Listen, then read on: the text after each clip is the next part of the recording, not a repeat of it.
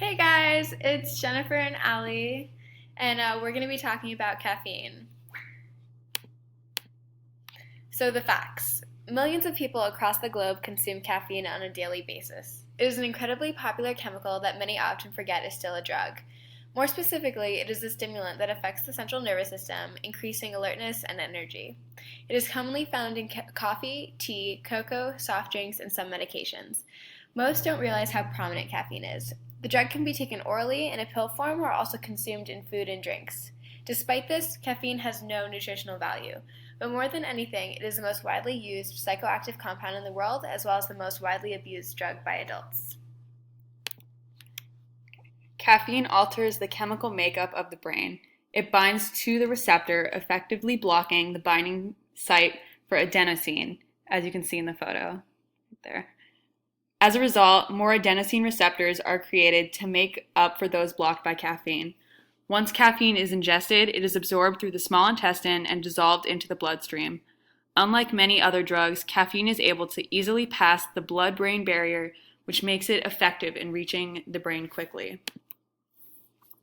Caffeine is very structurally similar to adenosine, which is why it is able to effectively bind to the receptor and block it. As a consequence of the blockage of the adenosine receptors, other natural stimulants like dopamine and adrenaline are greatly affected. Over time, the brain grows more adenosine receptors to achieve a state of equilibrium, which leads to tolerance. Going on a caffeine detox may be necessary if someone is drinking more than 400 milligrams of caffeine a day. If caffeine no longer produces the same effects it used to have, it may be necessary to go on the detox. Similar to the effects of drinking alcohol, people can become tolerant to caffeine and will have to drink more of it to achieve the same effect. Drinking more caffeinated drinks can cause health issues like a faster heartbeat, muscle tremors, insomnia, or nervousness. A doctor may advise a patient not to drink caffeine if the conditions become more serious. Caffeine withdrawal can be an irritable process. Some of the most common symptoms include anxiety, nausea, lethargy, constipation, headache, and muscle tension. Sometimes they can be avoided, but a lot of it has to do with the type of method of treatment discussed in the next slide. There are two main types of method treatments for caffeine addiction: the cold turkey method and the weaning method. It is crucial to examine the pros and cons of each method because it is a personal decision to determine which one is best for you. The cold turkey method is essentially ceasing to consume caffeine altogether. This obviously produces the fastest results. However, the trade-off is that the withdrawal symptoms on the previous slide can be most prominent.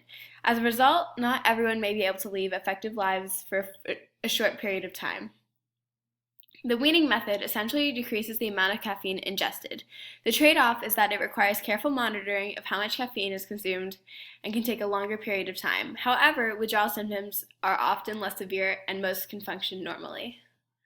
Coffee is one of the most common forms of caffeine consumption, making it highly addictive. In order to wean off of coffee, there are a variety of things you can do.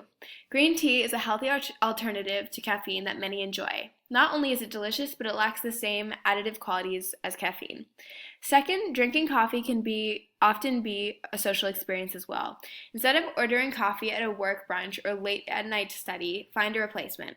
Often, other milky, non-caffeinated drinks are a good substitute for people who enjoy the warmth and comfort coffee brings. And finally, stay clear of carbs and include more protein in your diet. It will make you less drowsy and help build up energy and alertness. Caffeine can be a beneficial substance, but only if consumed in moderation.